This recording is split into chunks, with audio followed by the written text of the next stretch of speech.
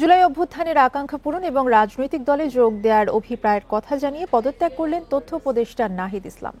মঙ্গলবার দুপুরে যমুনায় প্রধান উপদেষ্টার সঙ্গে দেখা করে পদত্যাগপত্র জমা দেন তিনি। পরে সাংবাদিকদের বলেন, গণ অভ্যুত্থানে অংশগ্রহণকারী শক্তিকে সুসংহত করতে সরকারের চেয়ে সরকারের বাইরে রাজপথে ভূমিকা রাখা বেশি প্রয়োজন।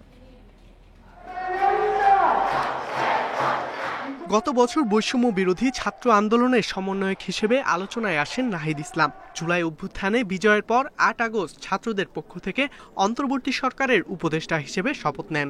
তথ্যসহ দুটি মন্ত্রণালয়ের দায়িত্ব পান।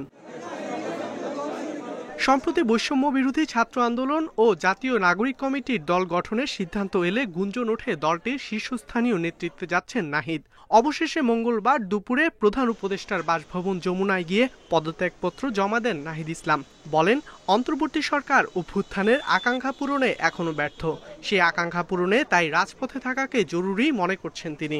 একটি রাজনৈতিক শক্তির উত্থানের জন্য আমার রাজপথে থাকা প্রয়োজন, ছাত্র জনতার কাতারে থাকা প্রয়োজন, এবং আমরা যে গণতান্ত্রিক পরিবর্তনের আকাঙ্ক্ষা করি সেই আকাঙ্ক্ষার জন্য এবং আমার যে গণ অভ্যুত্থানে যে ছাত্র জনতা অংশগ্রহণ করেছে সেই শক্তিকে সংহত করতে আমি মনে করেছি যে আমার সরকারের থেকে আমার সরকারের বাইরে রাজপথে আমার ভূমিকা বেশি হবে।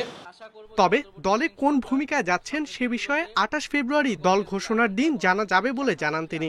এদিকে এখনো সরকারে থাকছেন ছাত্র প্রতিনিধি দুই উপদেষ্টা। এখনো আমাদের গণ অভ্যুত্থানের আকাঙ্ক্ষা তো বাস্তবায়িত হয়নি। বিচার এবং সংস্কারের যে প্রতিশ্রুতি নিয়ে এই সরকার গঠিত হয়েছিল, ছাত্ররা এসেছিল, সেই প্রতিশ্রুতি পূরণে অন্য যে দুইজন রয়েছে তারা মনে করছে তাদের সরকারে এখনো দায়িত্ব রয়েছে, তারা এখনো সরকারে থেকেই জনগণকে সার্ভ করবে। তারা যদি রাজনীতি করার প্রয়োজন বোধ করে তারা তখন হয়তো সরকার ছেড়ে দেবে। অভ্যুত্থানের আকাঙ্ক্ষার পাশাপাশি আইন শৃঙ্খলা নিয়ন্ত্রণে সরকার আরও শক্ত হবে বলেও আশা প্রকাশ করেন নাহিদ ইসলাম। আন্দোলনের পরে এবং একই সাথে ইকরামুল কবির, ইন্ডিপেন্ডেন্ট নিউজ, ঢাকা।